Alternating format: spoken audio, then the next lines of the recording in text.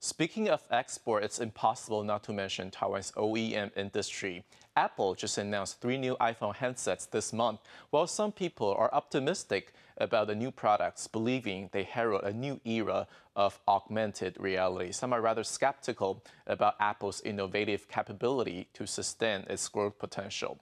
The sales of new iPhone may or may not be at risk, but for Apple suppliers, it's impossible for them not to adopt a cautious attitude due to their strong association with Apple.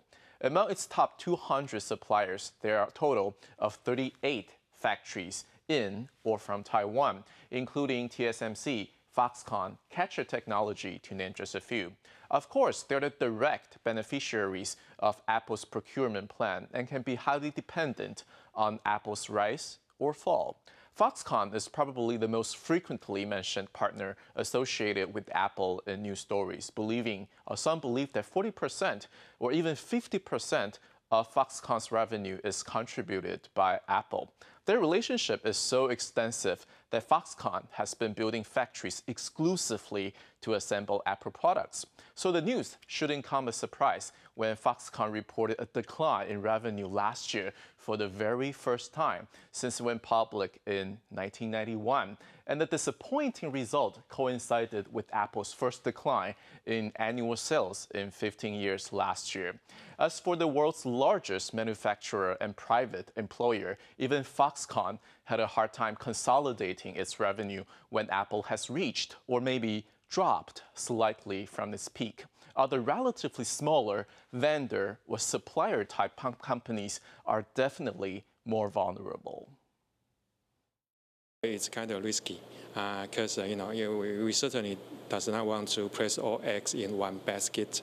So it to diversify the demand side and to for Taiwan to better integrate in multiple innovative products will be very important to actually mitigate the risk. And also, I think in the short term, to change the existing economic model is not that easy. So I think so far, what we can do the best is to look for certain substitute innovative products and continue to be integrated into the relevant supply value chain. Taiwan's OEM industry has long been under pressure from Apple to squeeze margins to reduce cost.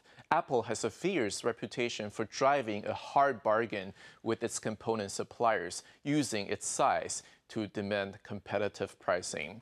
Apple is said to have asked downstream parts and component suppliers to reduce their quotes for iPhone 7 devices by as much as 20%, even though the order volumes for the phones are reportedly 30% lower than those placed last year. Foxconn is said to have also been pushing back on pricing, its recent acquisition of display maker Sharp, making less dependent on Apple's business. It's also worth mentioning that Apple appeared to have chosen to bypass TSMC and Largan and did not require the two companies to reduce their quotes simply because it's difficult for Apple to find alternative sources to replace their products. To be sure, Taiwanese companies are highly competitive, more than just design and manufacturing. International buyers also see value in the set of services and talents Taiwanese companies can provide. Google's $1.1 billion talent buyout of HTC is a case in point, which means Taiwan's high-quality hardware, services, and talents are invaluable resources to international players. In this case, Google, who like to use HTC's expertise to challenge Apple and Samsung. Google is a software company but right now it's the technology is more complicated, more comprehensive, such as artificial intelligence, some of Internet of Things. So Google as a software team, without the hardware, will hurt Google's further development. He acquires that small company such as HTC. He can work on integration of software and hardware. So how do Taiwanese companies break free of this downward price spiral and leverage its underestimated value? The answer is simple: but it's not easy. They should not continue to define themselves as OEMs, which has limited their view and approach to generating business. I think brand building is very important, especially brand building will be the biggest portion of added value in supply value chains.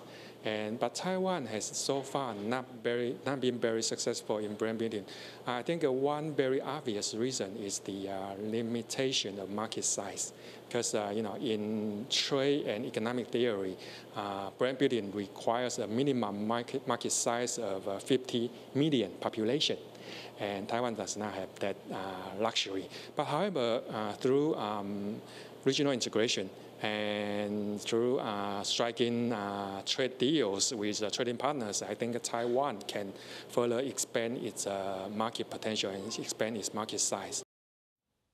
Yes, overseas customers ultimately buy our products, but Taiwanese companies should not be trapped by the term OEM or ODM. In addition to manufacturing capability, volume, and competitive pricing, we should also highlight our intangible values as a partner, such as research and development, industry experience and network, attitude towards collaboration, copyright and patent protection, and customization services and production flexibility. Whatever that may be, Taiwanese companies should not be trapped by the three-letter acronym. When we redefine ourselves, significant things can happen.